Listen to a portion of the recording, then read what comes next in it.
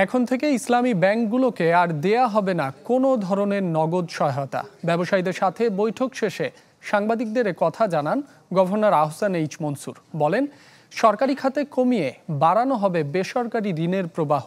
বৈঠকে ব্যবসায়ীরা দাবি জানান ঋণের কিস্তি পরিশোধের সময় ৬ মাস বাড়ানোর।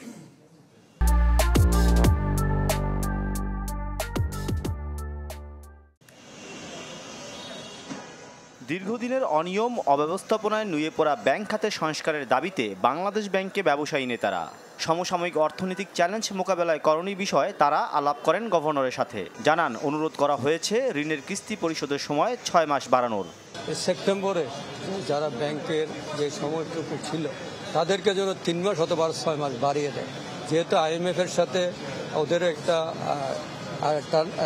আন্ডারস্ট্যান্ডিং আছে, কাজে ওরা ৩ মাস অথবা ৬ মাস এটা টাইম যদি বাড়িয়ে দেয় তাহলে ডিফল্টারের সংখ্যা কমবে, নাহলে আমরা মনে করি যে অনেক বেশি ডিফল্টার হয়ে যাবে।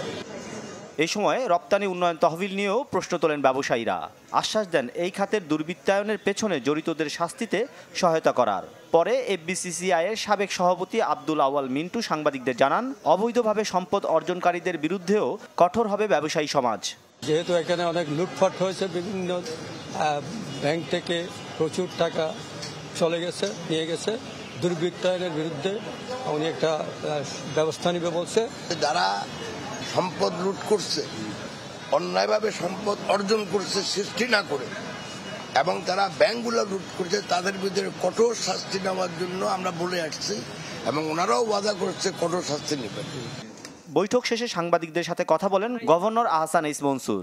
বলেন, এখন থেকে আর কোনো বেআইনি নগদ সহায়তা দেওয়া হবে না ইসলামী ব্যাংকগুলোকে। এই সময় সরকারি খাতে কমিয়ে বেসরকারি ঋণ বাড়ানোর কথাও জানান তিনি।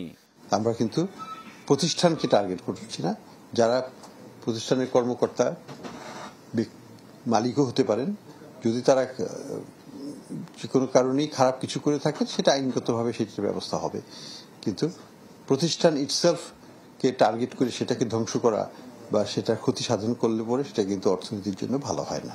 এই সময় দ্রুত মূল্যস্ফীতি কমানোর কথাও জানান গভর্নর। ৬ থেকে ৮ মাসের মধ্যেই আমরা মূল্যস্ফীতিকে একটা ভালো জায়গায় নিয়ে আসতে পারবো। মাসুম মিয়া, চ্যানেল 24, ঢাকা।